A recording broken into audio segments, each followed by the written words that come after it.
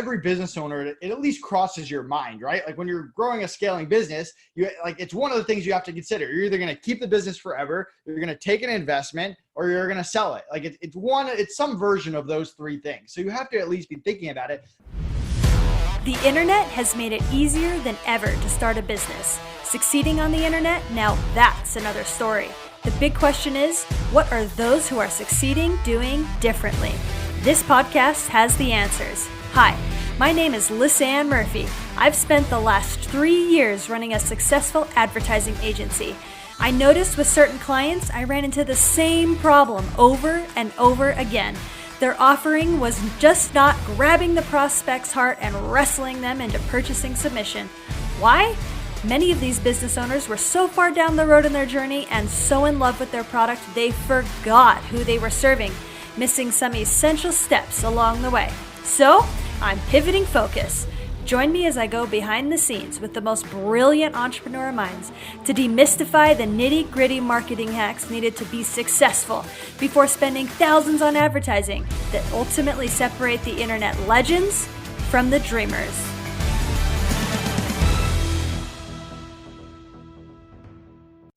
On the previous episode, we heard from Jeffrey Bannock. Jeff owns a super high-end funnel agency that creates record-breaking funnels for entrepreneurs. His story is seriously one for the books. Make sure to check out his episode. But stick around, I've got Nathan Hirsch on next. In this episode, he talks about the process he went through to create and sell FreeUp, a freelancer marketplace. It's genius and so good. Make sure to listen in to hear the entire thing. Welcome to the Marketing Matrix podcast. I'm your host, Lisanne Murphy, and I am here with the great Nathan Hirsch. Thank you so much for coming on the show today. Yeah, thanks so much for having me. Excited to be here.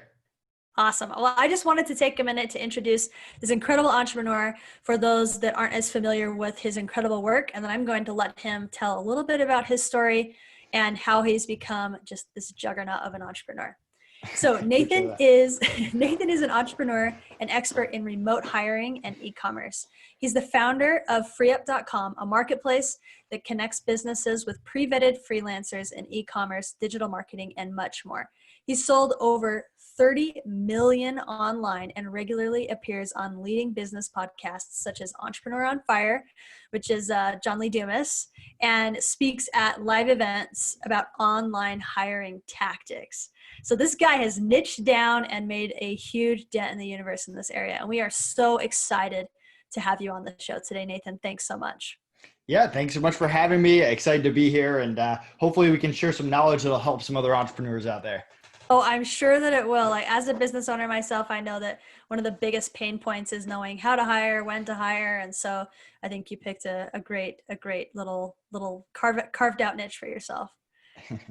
So why don't you share, I'd love to hear about your journey, and I'm sure our listeners would as well. Like, how did you become the founder of FreeUp and create this little outsourcing empire?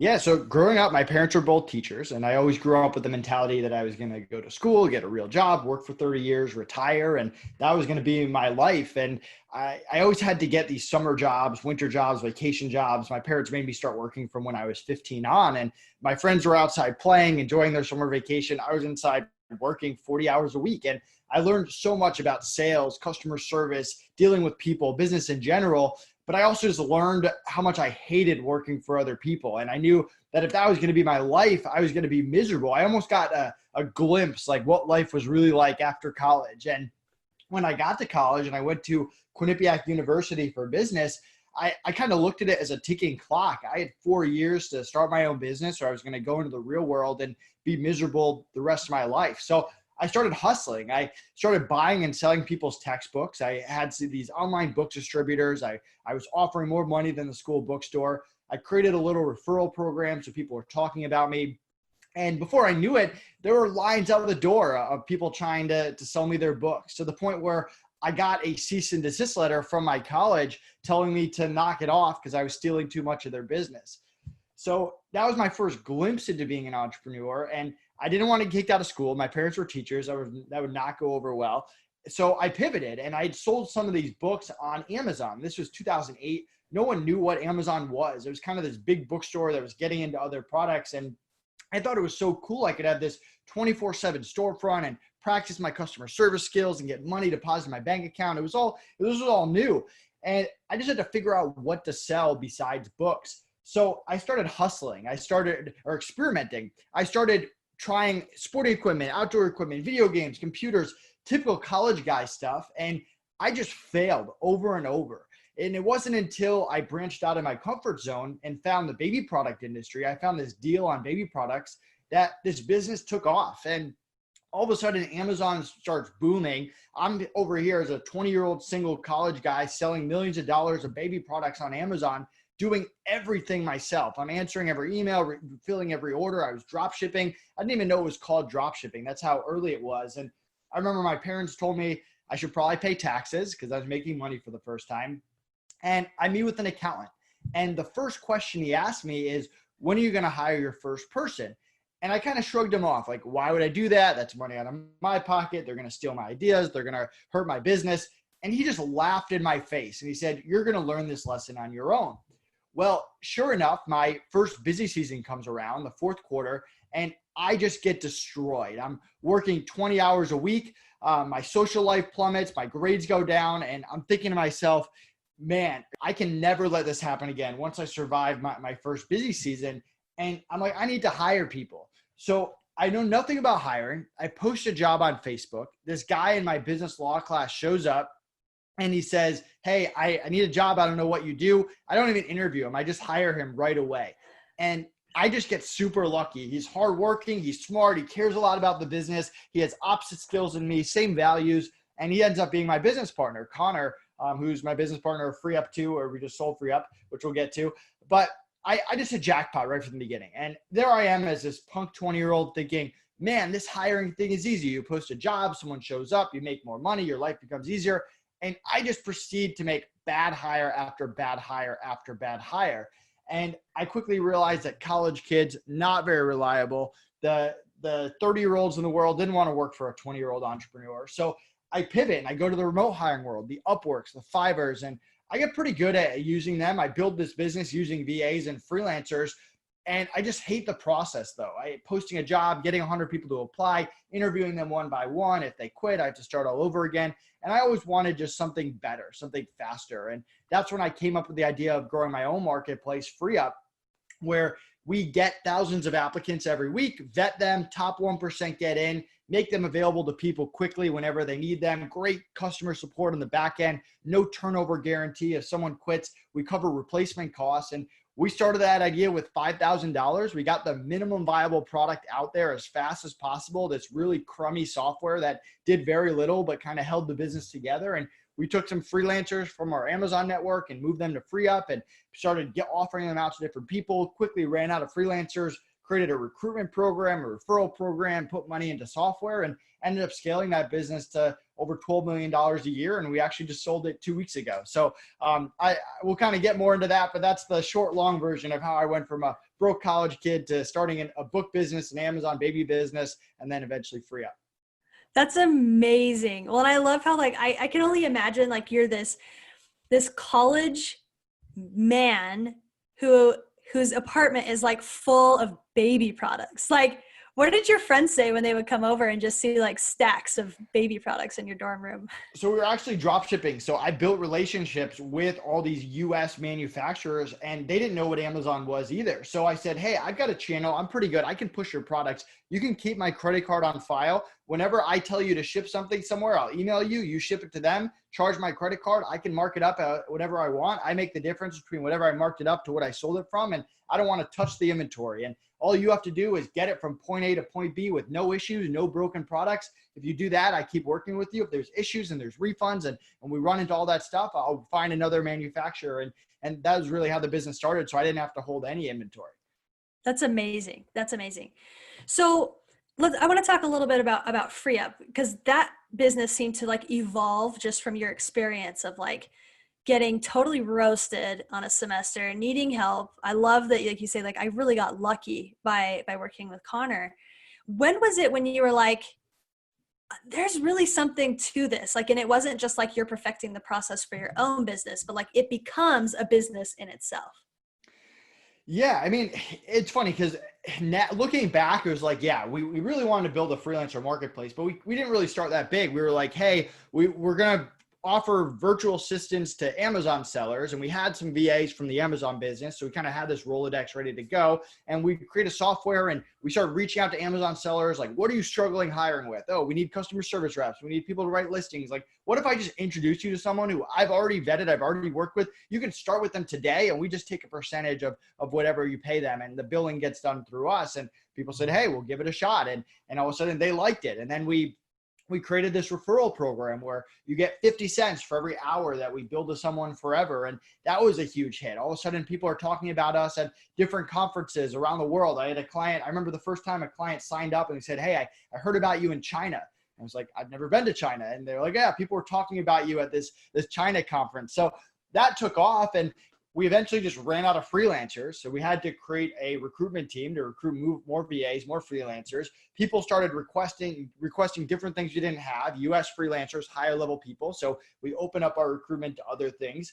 People started to hate our software because our software is kind of lagging behind the rest of the business. So we hire some developers and quality assurance people and invest in the software and really grow the brand FreeUp. So it was never like dump $250,000 and grow this business. It was, let's start with small amounts of money and keep reinvesting a little bit more, adding new ideas, adding new features, listening to feedback from clients, freelancers, internal team, and building that business.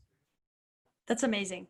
So can you speak more into like when this started to become a business? Like what was your goal? I mean, obviously now you're like, we sold it just a couple of weeks ago, which is again, so exciting. Congratulations. But like, thank you. When it started to go, did you have like this goal that you were working towards? It's funny. I've never been like a goal person for whatever reason. Like me having a 20-year goal, in my opinion, it's like so much changes in that time. It's so tough to be like, this is where I want to be. Now, I knew I wanted to be a business owner. I knew I wanted to grow a profitable business. I knew I wanted to help freelancers, help clients. But when we started FreeUp, I mean, the goal was to get this thing off the ground and be a service for Amazon sellers to get Amazon VAs. And we grew up from there. And as we got a little farther, those goals changed and those visions changed. But just like when I started selling on Amazon, I was selling books. The goal wasn't to really grow an Amazon business. We just kept working hard every single month and putting money back into the business and trying new ideas and a lot of trial and error and experimenting and listening to feedback. And very similar with FreeUp. And that's one of the things I love about Connor is he has a lot of those goals and he's a goals guy. He's always thinking years down the line. For me, I'm like, I'm focused on what I'm doing right now, this day, this week, this month. What can I do to make this business better now? And I'm not thinking short term. I'm thinking long term. I never make decisions to make a quick buck. It's always about building that relationship, that long-term client, that long-term sustainable business. But I'm not that focused on where my business is going to be in 5 years because so many things can change in the market that I have to make pivots on. And every time I'm worried about what I'm going to do in 5 years, that's distracting me from now. I kind of let Connor handle that part of it. And I'm much more focused on now execution. That's amazing. Well, and I think that like, just want to pull out something you said that was like really, really valuable, where you said that you had ideas, you tested them with like a kind of like a minimal viable product type approach. And when an idea stuck, like then you went for it. That approach, I'm sure, helped you with saving you a lot of heartache in the process of growing this business and allowed you to be nimble and agile as you pivoted and moved things around. Exactly. I love it. Okay, so what were some of your biggest obstacles that came up for you in this entrepreneurial journey of building FreeUp? Yeah, one of the biggest things was the software. I mean, people, they love the service on the front end. They loved our customer support reps and me. They loved the freelancer on the platform. The software just lagged behind everything else. I mean, it looked like it was from the 1900s. The original software, clients could see the freelancer in their account. Freelancers could see clients on their account.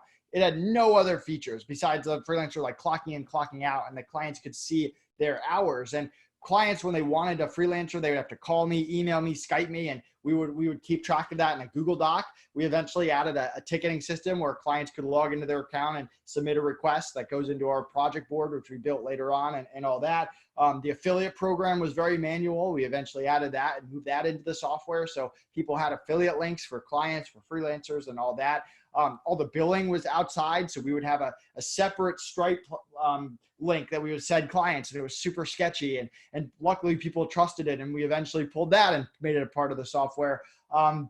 Even stuff like adding rates. Like right now, we had to go in and add the freelancer rates instead of the freelancers being able to submit the rates they want and all that. So there's so much stuff that we all wanted, but Connor and I are not developers. So we were kind of at the mercy of the developers we hired. And I don't know if you've ever hired a developer before, but there's such a gap between business mindset and developer mindset, and trying to get together and have that strong communication, because we'll say, hey, we want this. And a lot of times the developer will build it like we said it, but we assumed all these things that we didn't say, and it doesn't get done built the way that you want. A perfect example of this is on our sign up. We wanted a drop down that had like what state, what country you're in. And so in our mind, that was easy. They put it in, but everyone that was US had to scroll all the way down to U to find US, because we kind of assumed they would either put US first or make it so you could type US and then it pops up right away, but we never said it. And so it got built wrong, and then we had to go back and fix it. And it took a while for us to get really good at working with developers. That is so fascinating. Well, and I love that, like, you didn't let the lack of software stop you from moving forward. I mean, the fact that you were like managing clients on a Google Doc and like separate outside affiliate links and Stripe accounts, like that, just like the organization of that like blows my mind. But like you did it, and then you brought it into the software as you had the resources and know-how of like exactly how you wanted it set up. That is just incredible. Right. So it was funny. I mean, at one point we were running like over a $3-4 million business with just this crummy software that no one liked. And yeah, I mean, it was pretty wild that we got that far, but it was definitely a testament to like the high level of customer support and the freelancers too, because if those weren't at A+, then no one would have put up with that software. But at some point it became enough is enough, and we had to make that commitment.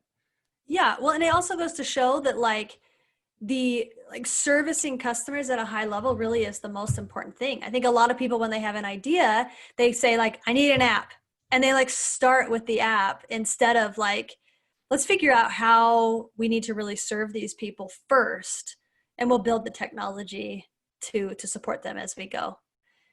Yeah.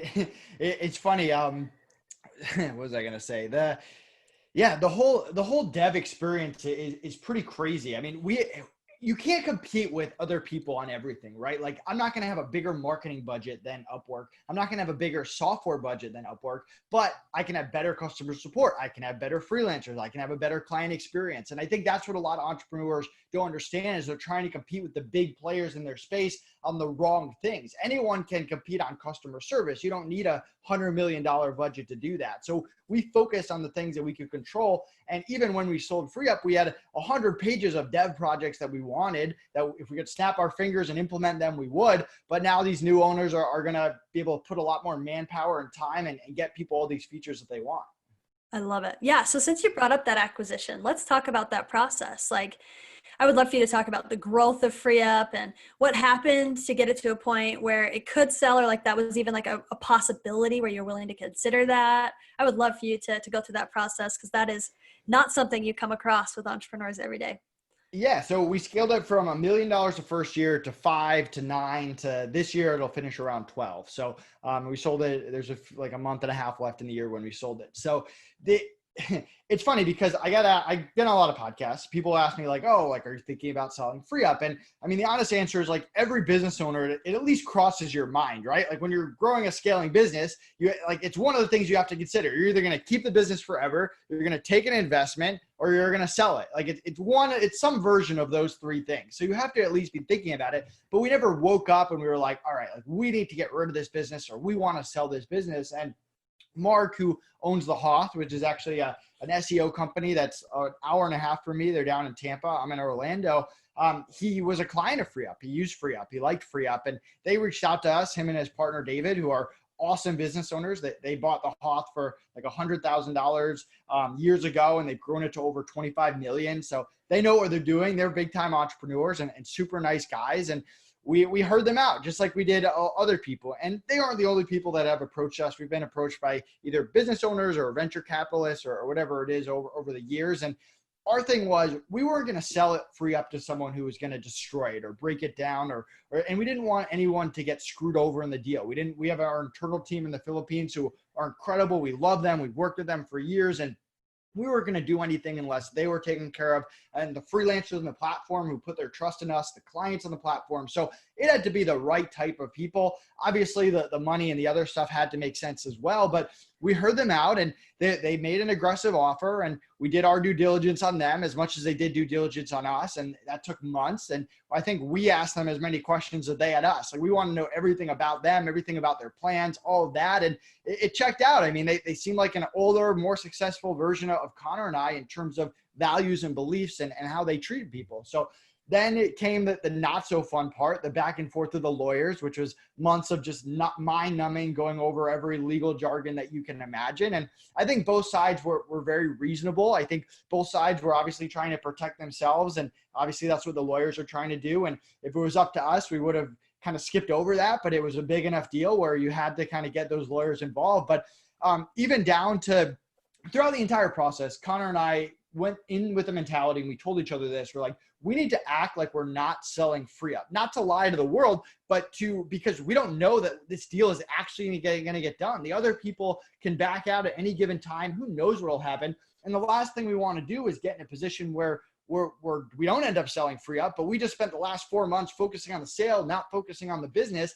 and the business plummets. And now we're just in a terrible situation. We have no sale, no business, and all that. So we stayed focused. We worked our butt off. We had some of the best months that we ever had during that time. And going down to the last week, so we're getting closer to Thanksgiving. Connor, my partner, is in Denver, and I told him, I was like, listen, it's not like you're going to spend Thanksgiving with me. You have plans with your family. Like, this deal is coming down to the end. I don't know if it's going to happen, but why don't you fly down and hang out with me for the next week? At some point, you're going to go home.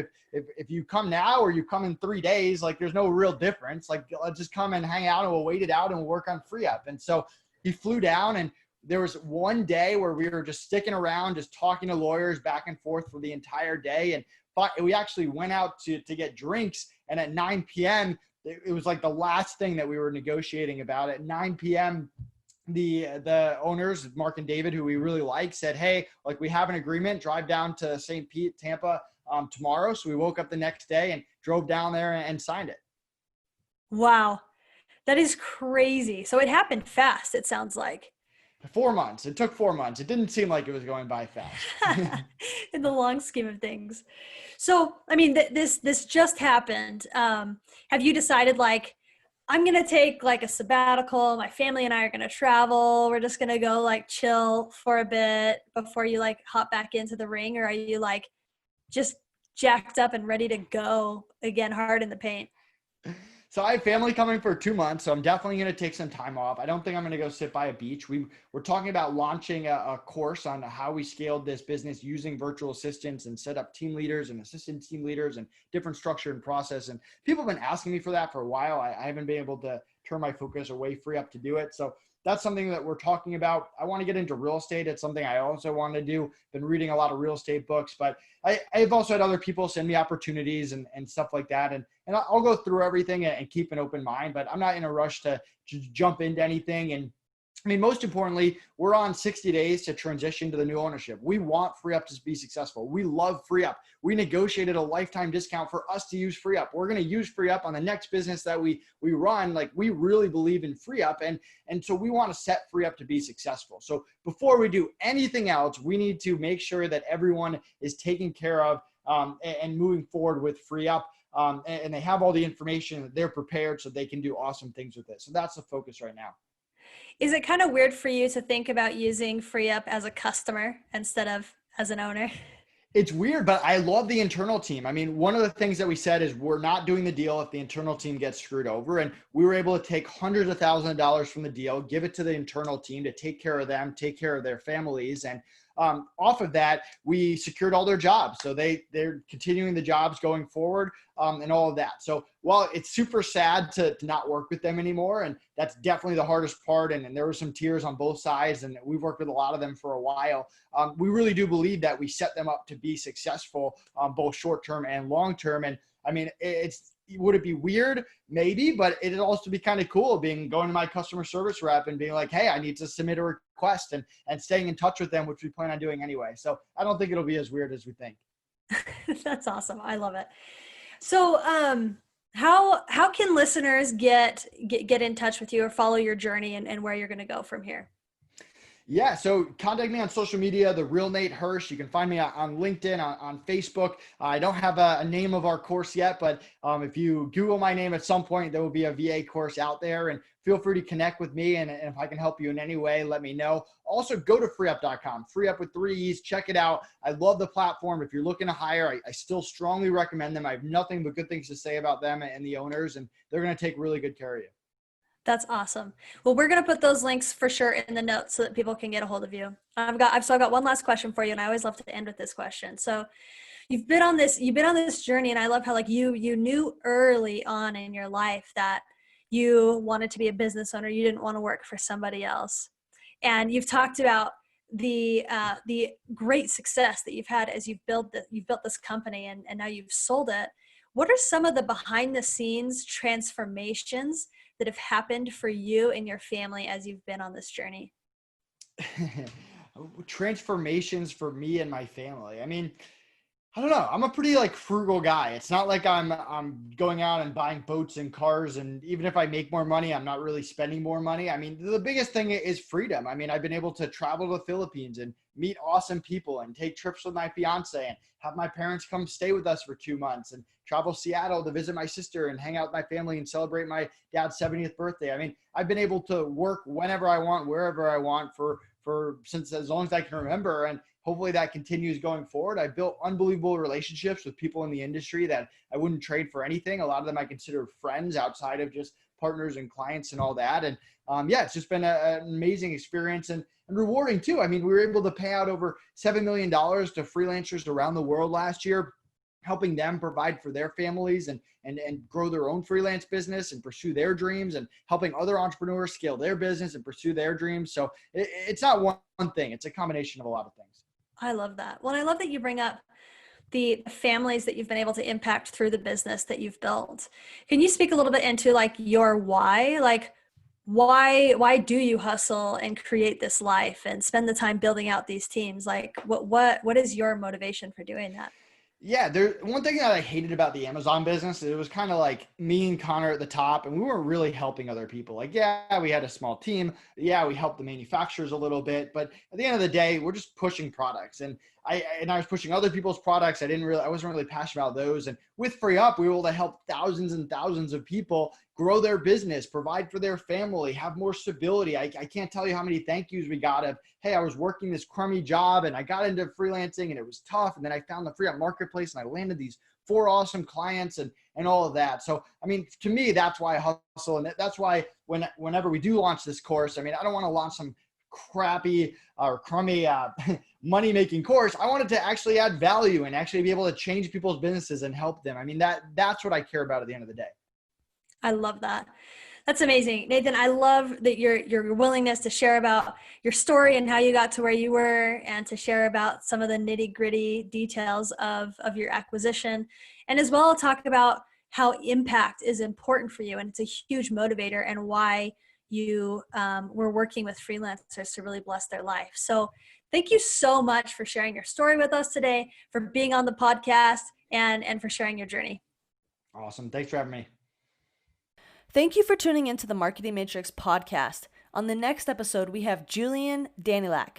Julian is a copywriting and master storyteller. His gift lies in pulling people's stories out of them to get the details they don't know were there to help them spread their message all over to the world. Click over to listen in. But while I've got you, I wanted to remind you about the Marketing Matrix Toolbox. Guys, this is seriously the best, and it keeps growing every single week. We're adding new content, it has tons of marketing resources, and guess what? It is 100% free. So you can access that at toolbox.themarketingmatrixpodcast.com. If you want to also have conversations with me surrounding advertising, specifically paid advertising, would love to have you join my Facebook group. My Facebook group is called Facebook Ads for Coaches, Course Creators, and Lifestyle Brands. You can get access by going to www.facebook.com/groups/FBAdNinjas. All right, guys, that's it for now. See you next time on The Marketing Matrix.